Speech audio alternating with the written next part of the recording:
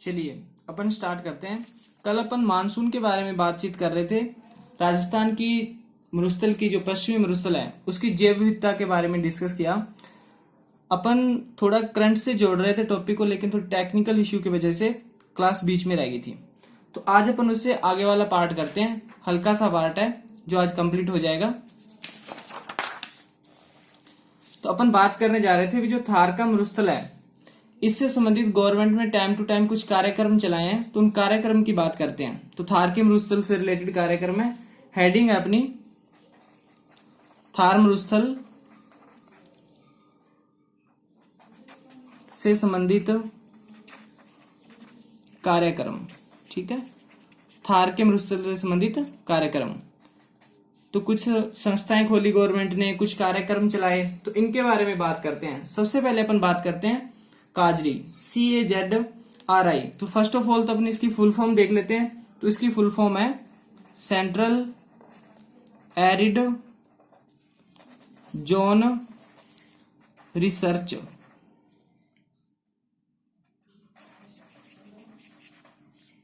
Institute.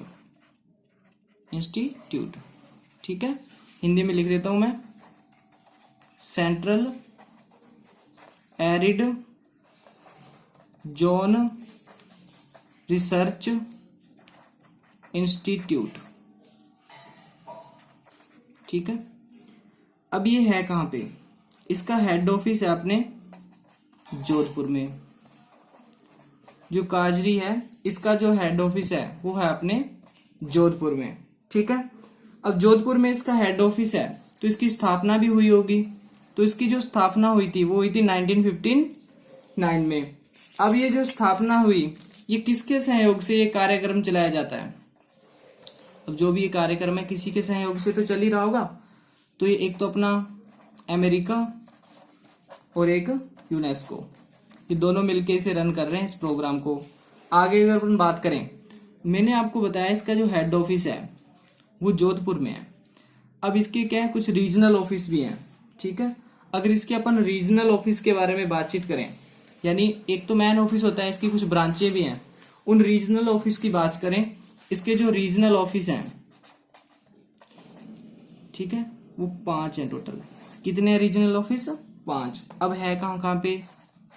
एक तो है बीकानेर में, एक है जैसलमेर में, एक है अपना पाली में। ठीक है, बीकानेर में हो गया, जैसलमेर में हो गया, पाली में हो गया। ये चल रहे हैं रीजनल ऑफिस। और जिसका हेड ऑफिस है वो कहां पे है? जोधपुर में। अब देखो ये रीजनल ऑफिस इसके हैं 5, उसमें से 3 तो हैं अपने राजस्थान में ही, बीकानेर, जैसलमेर और पाली। अब बचे 2, जो 2 हैं, एक है उनमें से भुज। ठीक है, और भुज कहां पे है? गुजरात में। और दूसरा है लद्दाख। ठीक है, लद्दाख में। तो 2 हैं इसके रीजनल ऑफिस जो राजस्थान में नहीं है। अब देखो फीलिंग ही नहीं आए भी ऐसी भी कोई चीज हो सकती है। ठीक है, तो आपको याद रखना है इसके जो रीजनल ऑफिस है 2 भुज और लद्दाख में है, और 3 कहां पे? बीकानेर, जैसलमेर और पाली में है। अब इसका उद्देश्य क्या है? ये जो संस्था है काजरी, इसे स्टार्ट किया गया, इसका मेन टारगेट क्या है? ये संस्था क्या करती है? रिसर्च करती है। नाम से पता चल रहा है, central arid zone research institute. ये रिसर्च करती है शुष्क क्षेत्रों में। तो इसका उद्देश्य है शुष्क क्षेत्रों में शोध करके, शुष्क क्षेत्रों में शोध करके सूखे के प्रभाव को कम करना। ठीक है, शुष्क क्षेत्रों में शोध करके सूखे के प्रभाव को कम करना, या फिर सूखे के प्रभाव को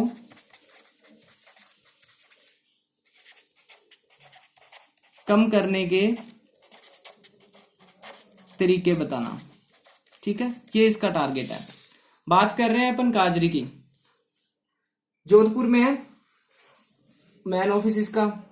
इसकी स्थापना हुई थी 1959 में। अमेरिका और यूनेस्को के सहयोग से हुई थी। हेड ऑफिस जोधपुर में। जो रीजनल ऑफिस है इसके 5 हैं, एक बीकानेर में, जैसलमेर में, पाली में, और 2 है जो राजस्थान में नहीं है। एक तो है गुजरात में भुज में और एक है लद्दाख में। अब ये काम क्या करती है, इस शुष्क क्षेत्रों में रिसर्च करती है और बताती है भी सूखे को कैसे कम किया जा सकता है। नेक्स्ट अपन देखते हैं AFRI। अगर इसकी फुल फॉर्म देखें तो इसकी फुल फॉर्म है एरिड, ए से एरिड, एफ से हो जाएगा अपना फॉरेस्ट, आर से रिसर्च और आई से हो जाएगा इंस्टीट्यूट,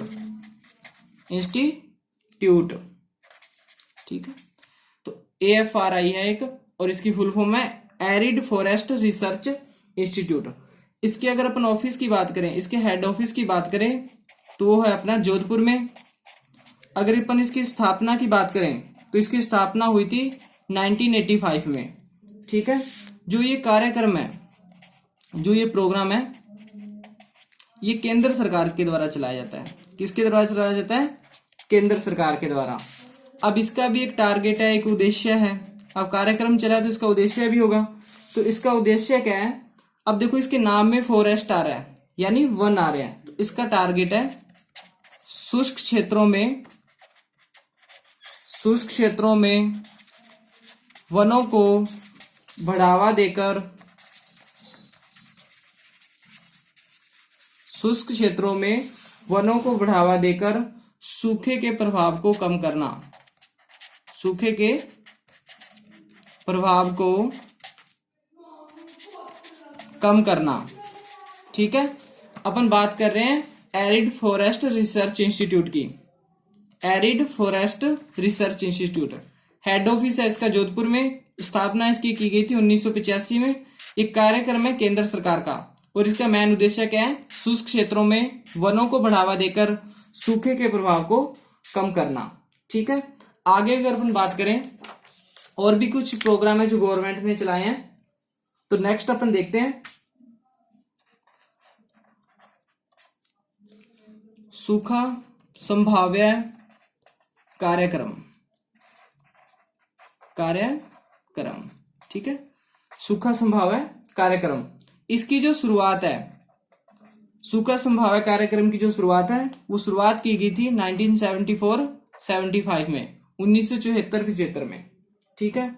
अब जो ये कार्यक्रम है, ये रन कौन करती है? ये रन करती है केंद्र सरकार, ठीक है। अब जो ये केंद्र सरकार इसे रन करती है, जब ये प्रोग्राम स्टार्ट किया गया सूखा संभाव्य कार्यक्रम, ये राजस्थान के 8 जिलों में स्टार्ट किया गया था। कितने जिलों में? 8 जिलों में। लेकिन अगर अपन आज वर्तमान प्रेजेंट में देखें तो ये कितने जिलों में चल रहा है? 11 जिलों के 32 विकास खंडों में, 32 विकास खंडों में चल रहा है, ठीक है। सूखा संभाव्य कार्यक्रम में शुरुआत की गई थी इसकी 1974-75 में। जो ये कार्यक्रम है केंद्र सरकार का है। जब ये कार्यक्रम शुरू हुआ तो उस टाइम ये 8 जिलों में था राजस्थान के। लेकिन अगर अपन आज देखें, आज प्रेजेंट में, तो ये 11 जिलों में चल रहा है, ठीक है। और 11 जिलों के 32 विकास खंडों में। पूछ लिया जाता है शुरू में कितने जिलों में था, अब कितने जिलों में चल रहा है, कौन इसे रन करता है और कब इसकी शुरुआत की गई थी। अब जो ये कार्यक्रम है तो इसका भी एक उद्देश्य है। अगर अपन इसके उद्देश्य की बात करें तो इसका उद्देश्य है सूखे के प्रभाव को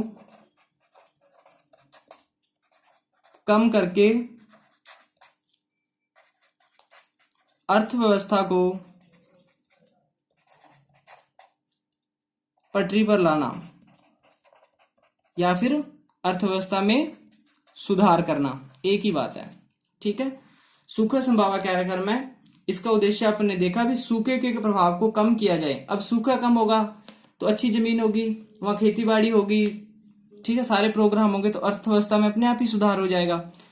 और ये 8 जिलों में स्टार्ट किया गया था, लेकिन अभी 11 जिलों के 32 विकास खंडों में चल रहा है। जो इसका बजट है, जो इसमें पैसे लगते हैं, वो किस रेशो में लगते हैं? 75:25, यानी 75 रुपए तो इन्वेस्ट अपने केंद्र सरकार द्वारा लगाए जाते हैं, और जो 25 हैं वो अपनी स्टेट गवर्नमेंट यानी राजस्थान सरकार द्वारा, ठीक है।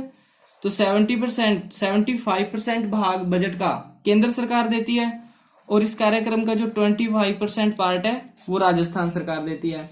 आगे अगर अपन बात करें तो नेक्स्ट है मरु विकास कार्यक्रम।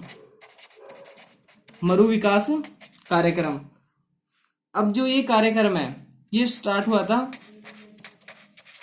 1977-78 में, 1977 और 78 में। ये जो कार्यक्रम है ये प्रोजेक्ट केंद्र सरकार का ही है, ठीक है। अगर इसकी अपन बजट की बात करें तो सेम बात लास्ट जो अभी अपन ने देखा है 75/25, यानी 75% पार्ट तो केंद्र सरकार देगी और 25% पार्ट अपने राजस्थान सरकार देगी। आगे अगर अपन बात करें, जब ये प्रोग्राम शुरू हुआ उस टाइम ये राजस्थान के 11 जिलों में रन करता था। जब ये मरु विकास कार्यक्रम स्टार्ट किया गया तो राजस्थान के 11 जिलों में काम कर रहा था। लेकिन अगर अपन वर्तमान पोजीशन देखें आज के टाइम में ये 16 जिलों में रन कर रहा है। कितने जिलों में कर रहा है? 16 जिलों में, और 16 जिलों के 85 विकास खंड हैं वहां पे काम कर रहा है ये, ठीक है। और अगर अपन बात करें जो इसका उद्देश्य है, तो उद्देश्य इसका क्या है? मरुस्थल के विस्तार को रोककर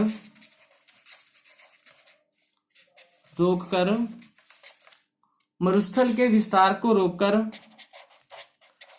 अर्थव्यवस्था को